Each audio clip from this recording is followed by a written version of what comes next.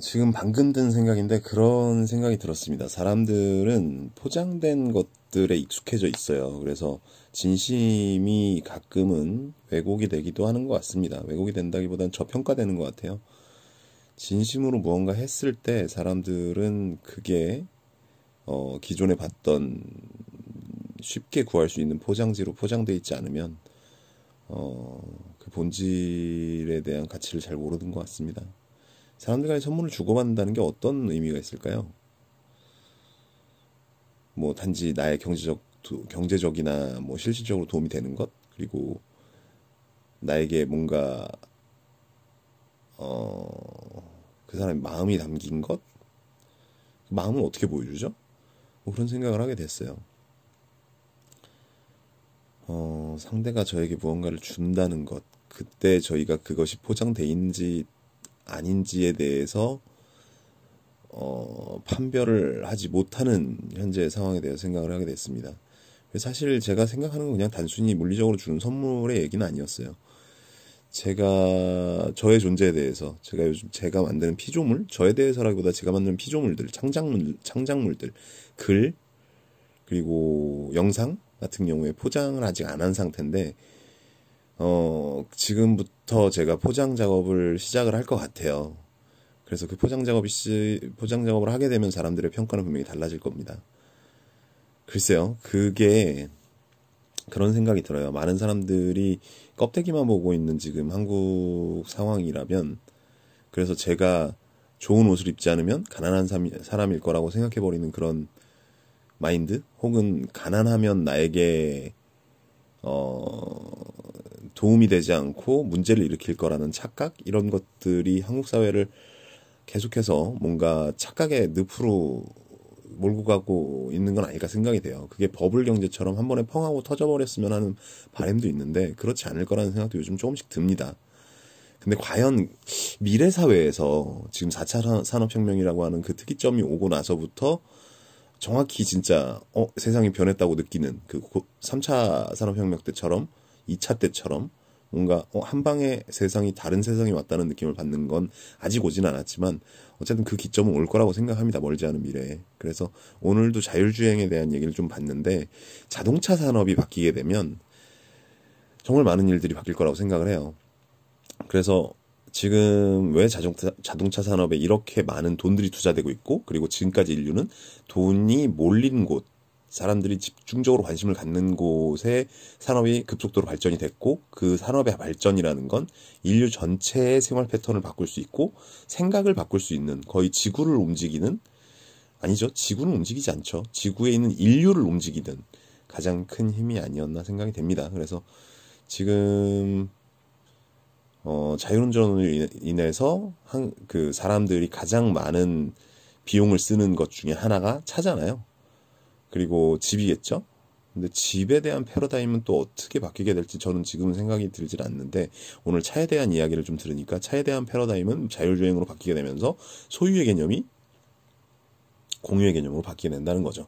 그렇게 됐을 때 공유의 개념이 조금 더 확산되지 않을까, 혹은 한 번에 사야 되는 그 목돈, 혹은 할부를 통해서 사서 빚을 지고 산다는 그 개념에서 내가 지금 쓰고 바로 지불하는 형태의 서비스로 바뀌게 되면 사람들의 그 가치관은 어떻게 바뀌게 될 것인가 정말 기대가 됩니다. 뭔가 지금의 노동으로 인해 받는 스트레스를 또 다른 것으로 풀려고 또 다른 것을 찾아 헤매게 될지, 혹은 컨텐츠 같은 경우에도 그렇게 이후에 지불해야 되는 데빗 방식이 아니잖아요. 빚으로 하는 게 아니기 때문에, 할부나 뭐 그런 게 아니고 한 번에 크게 지불해야 되는 것들이 아니기 때문에 콘텐츠 소비가 굉장히 많아지고 있는 현실입니다. 그래서 그런 작은 것들을 소비함으로 해서 만족감을 얻는, 작은 비용들을 소모해서 큰 것을 얻으려고 하는 그런 습성이 팽배해진 현대인 것 같아요. 그래서 이제 과연 구독형 서비스라는 것들과, 그리고 뭐 이런 자율주행 차가 가져올 소유의 종말의 미래, 그런 것들이 과연 어떤 미래를 저희에게 보여줄지 정말 기대가 됩니다. 의류 같은 경우에는 아직 시장에 제가 생각하는 정도의 획기적인 변화는 없었죠. 의식주로 따지고 보면 의류 같은 경우에는 뭐 소유의 개념에서 아직 크게 벗어나지 못하는 것 같아요. 물론 옷이라는 게 몸에 붙어 있는 게 아니기 때문에 계속해서 뭐 공유의 개념으로 할 수도 있을 거라고 저는 생각을 합니다. 하지만 그러기에는 아직 시기상조인 것 같고 그에 대한 해결책도 아직은 증거가 보이지 않는 것 같아요. 그러면 먹는 거 같은 경우에는 외식이 많이 늘었죠. 한국 같은 경우에. 그래서 한국의 외식이 늘었다는 것의 의미는 이제 조리도구를 소유하고 뭐 먹던 것에 대해서 먹는 문화에 대해서 포만감이나 삶의 에너지로 그 1차적이고 원초적인 에너지로 사용하는 게 아니라 삶의 하나의 즐거움으로 생각하는 관점으로 많이 바뀐 것 같아요. 조금 더 말을 정리하고 순화해서 다음에 하고 싶네요. 어쨌든 음식 문화, 식문화, 먹는 문화는 확실히 즐거움을 누리는 형태로 많이 바뀐 것 같습니다. 그러면 주거의 형태.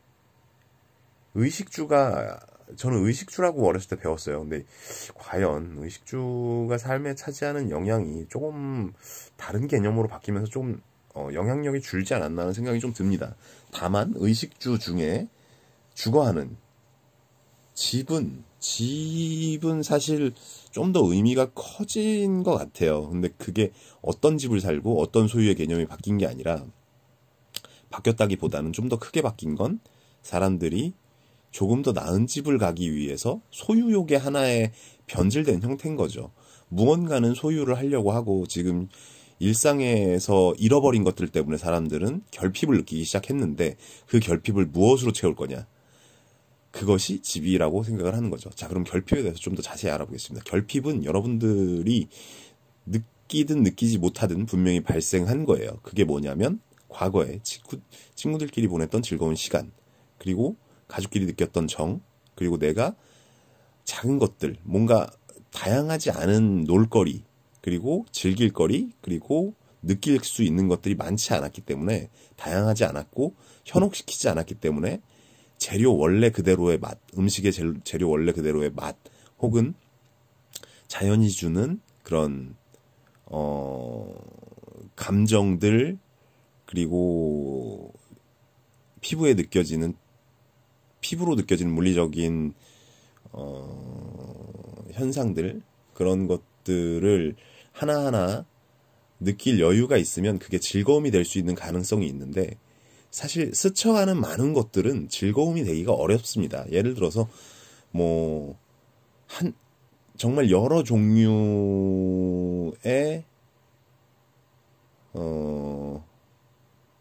즐길 거리가 복합된 영화를 본다고 생각을 해볼까요? 연극을 본다고 생각을 해볼게요.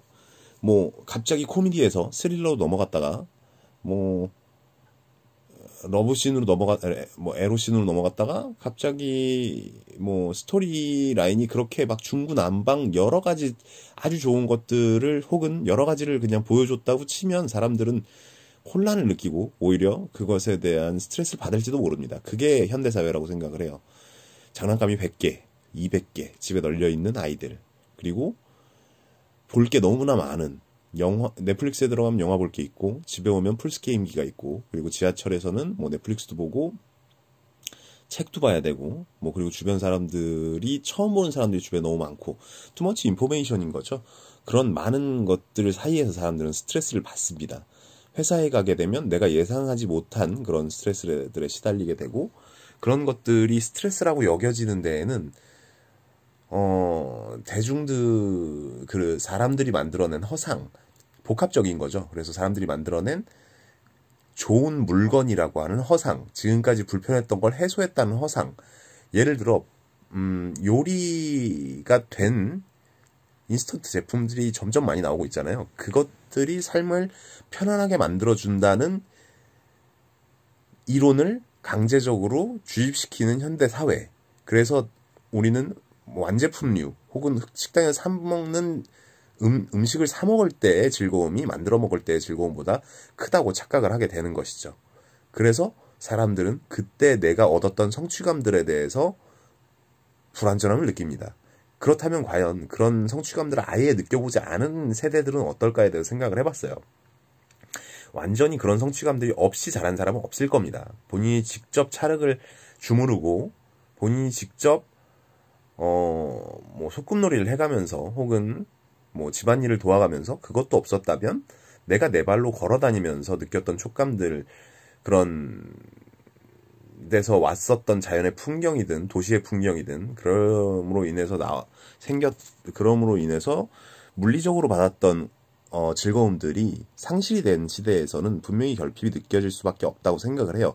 다만 깊이 생각할 여유조차 없기 때문에 사람들은 지금 내가 뭐가 문제이고 어떤 결핍을 어떤 형식으로 채워야만 그 결핍이 만족으로 바뀔지에 대해서 잘 모르는 거라고 생각을 합니다. 그래서 제 생각에는 그 결핍들을 채워주기 위해서 많은 또 다른 결핍이 포함된 결핍을 유도하는 제품들을 구매를 하면서 위안을 받고 있다고 생각을 해요. 현대 사회는. 그래서 그러면 난 자연이 부족하니까 자연을 느끼기 위해서 내 차를 타고 놀러를 가서 1박 2일을 멋진 자연 풍경이 보이는 곳에서 자고 오겠어 라고 생각을 하죠. 그리고 힐링이란 단어로 사람들은 거기서 위안을 얻고 옵니다. 만족을 얻고 오는지 위안을 얻고 오는지에 대한 차이는 정말 중요하다고 생각을 해요. 바로 그게 뭐냐면 넓은 자연에 좋은 호텔에서 묵게 되면 과거든 아니면 인간 본능적으로 느끼고 싶어하는 그 촉감, 내가 그곳에 직접 힘들게 갔다는 성취감, 이런 것들을 인위적으로 느끼지 않고 내가 진짜 필요로 인해서 필요한 거를 얻었다는 성취감, 이런 것들이 제외되거나 부족한 그 현실에서 결핍을 필연적으로 느끼게 되지 않을까 하는 생각이 드는 거죠. 물론 뭔가를 어렵게 쟁취했다 그래서 성취감이 높아진다거나 삶의 전체적인 평균적인 행복감이 상승한다고 생각하지는 않습니다. 다만 지금 제가 강조하고 싶은 건 현대사회에서는 분명히 결핍이 심각하게 존재한다는 것이죠. 그것이 바로 물리적인 부분이라는 거고요. 우리가 전에는 물리적으로 치고받고 놀러 다니면서 얻었던 그런 행복들을 이제는 온라인을 통해서 혹은 작은 바운더리 안에서 도시 안에서 인공적인 무언가로 대체되고 있기 때문에 사람들은 게임으로 그런 것들을 성취감을 대신하려고 하고 영화로서 다른 세상을 만나려고 합니다. 하지만 그런 것들을 인공적인 것들을 소비하기만 하고 실제적으로 본인이 성취를 하기 위한 과정들, 직접적인 자발적인 무언가가 없다면 그 자발적인 것에서 오는 자발적이지 못한 수동적인 것에서 오는 결핍은 분명히 심각하게 계속해서 존재할 거라고 저는 생각을 합니다. 그래서 저는 저 역시 거기에 빠져있는, 어떻게 보면 가장 좀 심각하게 지금 빠져있는 사람으로서 조금 더 밖으로 나가서 물리적인 것들을 경험을 하고 제가 자발적으로 뭔가를 한다는 것에 대해서 조금 더 적극적으로 진입을 해보려고 노력을 하고 있습니다. 제 자랑하려고 하는 건 아닌데 그냥 정확히 얘기하면 제 자랑이라기보다는, 아니라고 할 수 없겠지만 이라기보다는 어쨌든 저와 같은 정상적인 범주의 생각을 하는 사람들이 늘어났으면 하는 생각으로 이 비디오를 또 남기는 거예요. 목적은 확실합니다. 물론 그렇게 건방지게 네 생각이 옳다고 그렇게 주장할 수 있느냐. 현대 사회가 변했는데 앞으로도 이대로 유지될 건데 네가 그런 식으로 얘기해봐야 소용이 있겠느냐고 얘기하실 수도 있겠지만 저는 확실합니다. 인간이 그런 본능들을 싹 포기하고 현대사회에 젖어서 200년, 300년을 지금처럼 살게 된다면 바뀔 수도 있다고 생각을 해요. 영구적으로. 하지만 이미 사람들은 그거에 대한 결핍을 느껴서 새로운 방법으로 해결점을 찾고 있습니다. 그와 더불어서, 그것도 물론 중요하지만 그와 더불어서 4차 산업혁명이라고 해야 될까요? 인공지능이 도래한 시대들, 인공지능이 세상을 혁신적으로 바꾸게 되는 어쩔 수 없는 발전의 과정에서 사람들은 더 많은 결핍을 경험하게 될 거예요. 그러면 사람들은 과연 그때도 현재의 이런 기술들을 만족하고 계속해서 거기에 머무르려고 할까요? 예를 들어 현재 사람들은 소유의 욕망에 빠져 있습니다. 소유라는 것이 마치 본인의 일부라고 생각하는 경향이 있어요. 그래서 계속해서 소비를 하게 되면 내가 그 소비된 재화와 뭔가 동일한 가치를 얻을 거라고 생각을 하죠. 근데 그 가치를 또 너무 높게 평가하는 것 같기도 합니다. 내가 산 자동차가 1억짜리 자동차가 나를 1억짜리 가치로 만들어준다고 생각을 해요. 돈의 가치? 1억? 그게 과연 큰 가치일까요? 우리의 존재만으로도 우리가 만든 피조물보다 우리가 만든 피조물 정도의 가치밖에 안 될까요? 모르겠습니다. 그거보다는 좀 더 높은 가치가 있다고 생각이 돼요. 그게 몇 억의 가치라고 얘기하고 싶지 않습니다. 뭐 어떤 것과 비교할 수 있겠죠. 저 하늘만큼의 가치라든가 저 높은 건물만큼의 가치라든가 몇 억 원만의 가치라고 얘기할 수도 있겠지만 저는 그렇게 표현하고 싶지는 않습니다. 그냥 인간은 인간만의 고유한 가치가 있다고 생각을 해요. 그게 길거리에서 볼 수 있는 흔한 먼지들 혹은 뭐 떨어진 나뭇잎만큼의 가치라고 할 수도 있겠지만 어쨌든 그들 나름대로의 가치인 거지. 그것들이 어떤 건 뭐 전체적으로 그냥 인간보다 나뭇잎이 못하다, 떨어진 나뭇잎이 훨씬 못한 존재라 이렇게 말할 수 있다고 생각하지는 않아요. 그냥 모두 그 고유의 가치가 있는데 그 가치를 굳이 돈과 비교하는 건 굉장히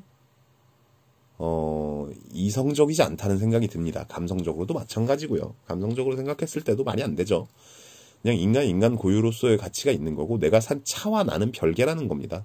인간으로서의 가치가 있는 거고 그거를 좀 보조하는 예를 들면 뭐 휠체어 같은 것이지 자동차는 절대 인간의 가치를 대변해 줄 수 없다고 생각을 해요. 그 사람과 사람이 예를 들어 어느 특정한 그 환경에 처해졌을 때는 자동차가 엄청난 가치가 있을 수 있어요. 예를 들어서 내가 어떤 사람을 신용하기 위해서 단기적으로밖에 관계를 하지 않을 그런 상황들, 비즈니스 파트너가 아니라 단지 한 번의 비즈니스로 끝낼. 그래서 예를 들어 내가 차를 파는 외판원이면 페라리를 파는 외판원이면 내가 페라리를 타고 갔을 때 신용할 수도 있을 거라고 봅니다. 뭐 예를 들면 그렇다는 건데 어쨌든 그런 상황, 특수 상황에서는 그럴 수 있지만 인간과 인간으로서의 관계를 맺을 때는 조금 더 오랜 기간을 볼 때 최소한 10번, 20번, 100번을 볼 사람이라면 그런 것들은 이미 시간이 지나면서 조금 더 처음에 느꼈을 때의 감정보다는 점점 줄어들 거예요. 여러분들이 많이 느끼셨겠지만 나와 맞는 사람들이 나와 오랜 시간을 보내고 혹은 관용치가 높은 사람들끼리 시간을 보내게 되지 한쪽에서 관용치가 낮아지게 되면 혹은 나와의 갭이 되게 여러 가지로 맞는 사람들은 오래 만나지 못하게 됩니다. 그렇기 때문에 그 사람이 내가 가지지 못한 것 혹은 내가 가지고 싶은 걸 가졌다고 해서 그 사람과의 오랜 관계를 유지하는 것은 건강한 인간관계라고 생각하지 않으며 더불어 그런 인간관계에서 사람들은 관계를 하면 할수록 결핍을 느끼게 된다고 생각을 해요. 그래서 종합적으로 공유한다는 의미의 물질적 개념은 좋아하지만 상대의 무언가를 가질 수 없는 무언가를 계속해서 갈구한다면 제 생각엔 결핍만 더 부추기는 꼴이 아닐까 생각을 합니다. 다음에 제가 블로그에 쓸 글은 아마 결핍이 될 것 같네요. 지금도 좀 메모를 해야 되겠네요. 결핍은 굉장히 중요한 현대사회에 있어서 키워드인 것 같습니다. 제가 무슨 얘기로 시작해서 결핍의 얘기로 끝났는지 모르겠는데 어쨌든 다 일맥상통하는 얘기입니다. 현대인들이 세상을 바라보는 관점이 이 물질 만능주의이고 그 물질 만능주의에서 계속해서 저희들에게 강요하는 것이 결핍이라는 거죠. 너는 불편하고 너는 힘들고 너는 변해야 하고 너는 혁신해야 된다. 지금 이대로 만족하면 안 된다. 그 이유에 대해서 명확히 말해주던가요? 그 이유가 넌 열심히 혁신하지 않으면 도태되어 쓰레기나 죽게 되는 인생을 살게 될 거다? 그런 허망한 소리를 하게 되죠. 열심히 혁신을 하지 않으면 평범하게 살게 됩니다. 그 평범의 수준이 바닥까지는 안 간다는 얘기를 드리고 싶어요. 그 평범의 수준이 평범 이하일 수도 있어요. 근데 그 이하라는 수준조차도 현대에는 큰 불편함을 느낄 수 없는 수준이라고 생각을 합니다. 다만 비교를 하게 되면 그게 중하위권이든 중상위권이든 최상위권이든 비교를 하는 순간 모든 것들은 그 사람의 마음가짐에 달려있을 수 있다는 것이죠. 그냥 사실은 본인의 그 역량만큼 사는 게 가장 사실 고민이 적고 그리고 발전 가능성이 있는 삶이지만 본인의 역량보다 낮거나 높거나 이런 혹은 계속해서 변동된다거나 이런 것들이 맞지 않는 사람이 계속 변동을 겪게 된다거나 뭐 이런 상황들은 아무래도 불안정한 삶이 되어서 불안정이 지속이 되면 삶에 대해서 전체적으로 비관적으로 변할 확률이 높다고 봅니다. 그래서 결론은 본인의 바운더리를 생각을 하고 거기 그 바운더리 본인의 그릇을 조금 더 명확하게 알고 그리고 내게 결핍된 것이 무엇인지를 명확하게 알고 삶을 현명하게 살 수 있는 이러한 소스들을 하나씩 하나씩 잘 주워 담아서 내 안에 간직하자는 그런 얘기로 오늘 이야기를 끝내보겠습니다. 엄청 오래 찍었네. 21분 찍었네. 결핍 이야기는 블로그에서 이어가 보도록 하겠습니다. 감사합니다. 빠이빠이.